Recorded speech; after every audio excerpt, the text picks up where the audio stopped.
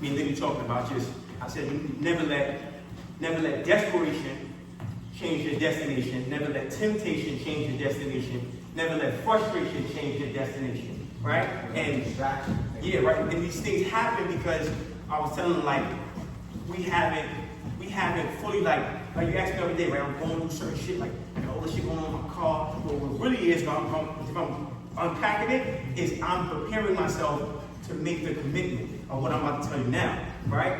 You have expeditious execution and unconditional commitment. Start where you stand when you start, right? So now I'm deciding, like, anything I do, I'm going all the way. If I say I'm doing something, one thing about me is I'm going all the way. So I got to sit and strategize of what that all the way looks like. I'm driving back and forth to New York 3 times. It's a 2-hour drive. Back and forth, back and forth, back and forth. I'm spending toll money. I'm spending thousands on tolls just to get this, right? So I have to make this, if I'm doing this, I'm doing it. So what it means is I have to make a expeditious execution, right? Like, okay, I'm doing it, that's it. There's no perfect moment. Start where you stand when you start. Then I have to have an unconditional commitment connected with that expeditious execution. That's what fighters miss. So that when you have an unconditional commitment, there's no distractions because this commitment is unconditional. I feel happy, I'm working. I feel sad, I'm working. I feel horny, I'm working. I want some pussy, I'm working. I want to eat, I'm working. I feel it doesn't matter. The common denominator is I'm working. That's it. And then what happens is when you put that energy out, and I have, right? I put the energy out, and then it creates a frequency, right? Yes, but also it elevates those around you who have the same mindset or ability to have the same mindset. Because how you think creates how you feel. How you feel becomes an emotion. That emotion becomes a vibration. That vibration becomes a magnet that attracts things to you, but also repels things away from you. And also creates a behavior as well. Right, but behavior is created from the thought, right? So it's thoughts, feelings, behaviors. Yes. Right? You think, you feel, you do. It's a triangle. Right? You think, you feel, you do. Right? And then when you think, you feel, you do, you're creating a frequency that other people that they don't have it, they're turned off by that because they're not that. And when they see that, it becomes a reflection for them not being that. So they got to get away from you. And then you have to have the courage because you're applying this new mindset to your life as a fighter to say, okay, I'm doing this. Well, what do you mean Archie Moore did this. I'm doing this. Oh, nah. I'm doing this because this is what I see myself. Right? People say, damn, you speak like Muhammad Ali. Yeah, I can fight like a Joker too. So I'm not going to sit here and I got to do what he did, right, to get to that level. And then now, look what's happening. I had a surreal moment, right? Like, Nas never looked out for me, got me VIP passes, you go to district center, you got the fights, right? And people know me, I'm accomplished, right? But I got to be accomplished in here now, right? So I'm in the ring, and everybody taking pictures. I'm like, yo, I did it. I could smell it. I'm looking around, I could smell it, right? And now I'm around people who are serious, wallahi, because I'm getting more serious.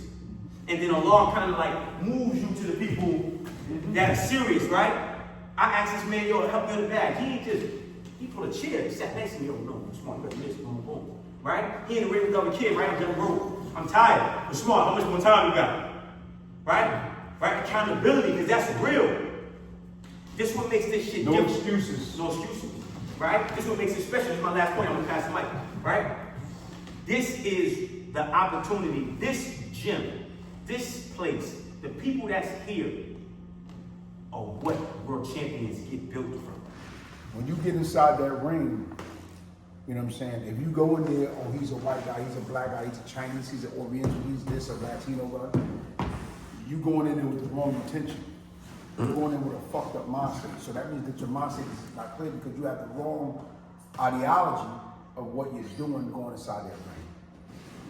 God gave, no matter what color he is, no matter what race he is, everyone the same, 2 arms, 2 legs, a brain, you know what I'm saying, a heart. What you do with it is what matters. The struggle that you were just talking about, as far as what fighters do and where they go, is meant for this sport. Why? When you see a guy win a world championship, or take a title from somebody. He just walk around a ring like this, and ain't no emotion. He ain't go through no shit to get to that point. When you see a guy weeping, bent over and crying after he won the world title, that motherfucker struggled. He went through what men go through to get to that motherfucking point.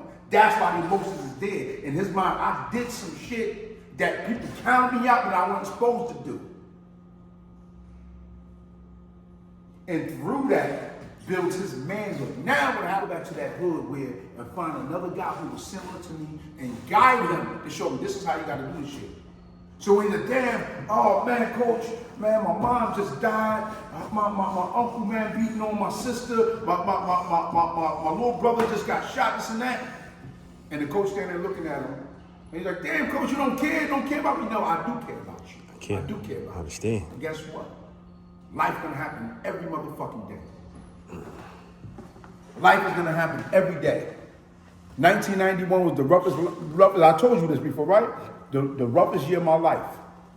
The same time I became a father, the same year I became a father, my mother died. I'm the last thing my mother saw.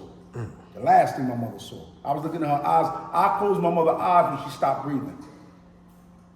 Kissed her on the forehead, said, I'm gonna miss you.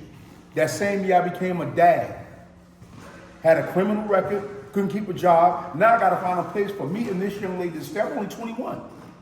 I have to find a place for me and her to stay.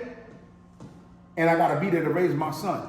If I go back to the streets, the judge gonna say, clear him off, he got served for 10 years. So the probation gonna be wiped off the table. I had to struggle to get to that point. Guess what?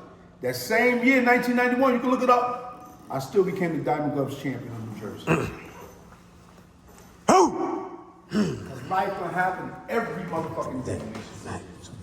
Exactly. Everyone has a journey. Every one of us. Some people run away from their journeys. Some people do. They run away from their journeys. But if you stay focused, stay the course, right? Stay the course, whatever your journey is. You may not be, it may not be meant for you to be the world champion, right? But you struggled to get there. Somebody saw that. Some kids saw that. Some parents saw that. Some politicians saw that. So I seen this guy struggle through this. I got something for him. How you think I'm here running boxing in Newark? That's what happened. I didn't apply for this position. Al Haymon in New Jersey. I didn't apply for this position. But through the struggles and the creator and the situation, the mayor said, you know what? I need Nasir Graham to run boxing in Newark. I earned it.